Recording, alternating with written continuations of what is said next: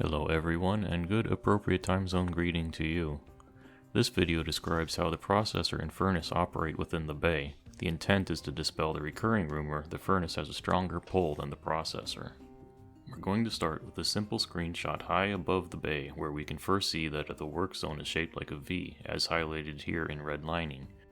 This V configuration places much of the vessel physically closer to the furnace than the processor, making our first problem getting past the narrow space between the vessel and furnace.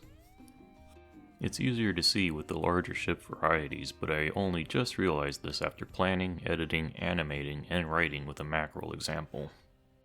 With that, we'll zoom in a little and create a frame of reference with the yellow lines forming a 90-degree angle from the tip of the hab to the back wall. Doing so, we can clearly tell the other lines do not run parallel to the bay's central line. Next, we're going to add a purple line indicating where people tend to believe the furnace processor zone begins, but it's actually here at this green line. Next, we'll add an orange line and a blue line outlining the supposed pull directions of the furnace and processor respectively, but much like the purple line, these lines are also wrong. Here is the correct pulling direction represented by the red arrows. To help you visualize further, here's a red box indicating the pull zone of both furnace and processor.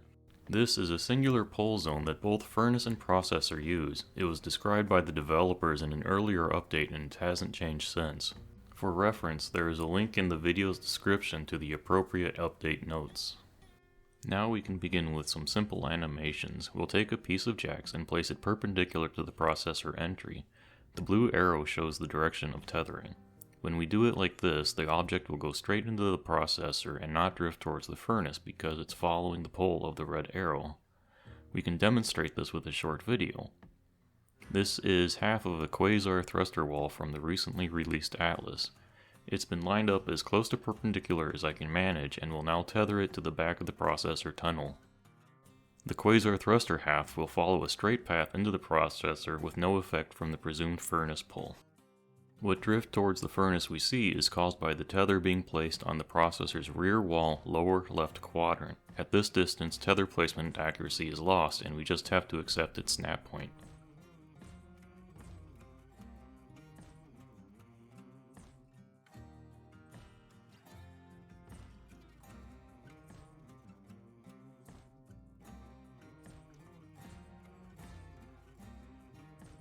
Now, we're going to make another quick animation but end at a different angle. At this entry angle, we can see the object is going to cross very close to the separating wall between the furnace and processor. This is possibly the most common instance of objects being lost to the furnace. We'll continue animating and describe what will happen when we send our object from this particular angle to the processor. With our little Jack's friend in position, we're going to add a red arrow and exaggerate some of the motion for clarity. As it moves into the pull zone, the thruster wall is caught and changes its direction of movement. It collides with the separating wall and the force causes the thruster wall to rotate around the separating wall and escape the pull zone, followed by the tether retaking control and pulling the thruster wall into the processor.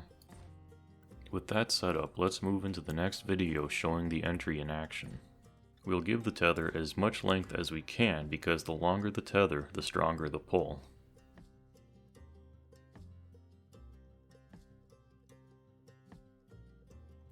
Here, at the demonstrative red arrow, we see the first contact between the separating wall and the thruster half. The impact causes the thruster half to lose speed and begin rotating. This rotation causes the thruster wall to spin towards the furnace but is pulled back to the processor via the tether.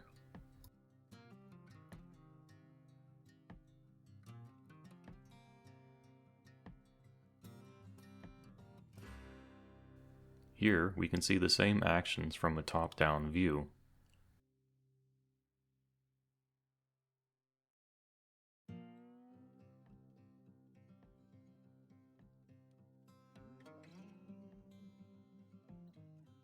The demonstrative red arrow is first pointing to the thruster wall's change of direction once caught in the pull zone and now the collision with the separating wall.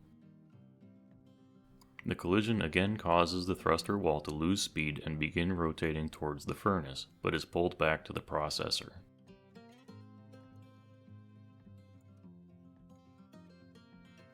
To illustrate the different areas of entry hazard, we'll connect the separating walls with a red line and animate our Jack's friend again. I'm placing it on the yellow line and have it point roughly towards the processor center.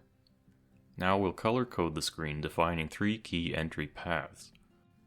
The blue zone covers the right screen up to a 90-degree processor entry.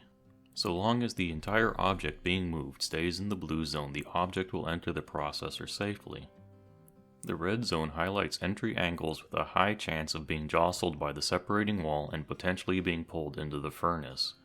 The purple zone has a moderate chance of collision and bouncing into the furnace, but is still relatively safe. The separating wall is a key node of interest. The collisions will cause moving objects to temporarily break free of the pull force imparted by the singular pull zone and rotate. This rotation can end with the object entering the zone leading to the furnace and being lost. It's important to also note that shape, size, weight, and speed of the object will create variations in the interactions. We were using the thruster wall halves because they were easy to move, see, and acquire for these demonstrations. I hope this video was helpful to both describe why objects are being lost to the furnace and also dispel the unfounded rumor that the furnace has a stronger pull strength than the processor. If you have any questions or comments, please leave them below, or you can find me and others willing to help on the official Hardspace Shipbreaker Discord. And as always, keep cutting.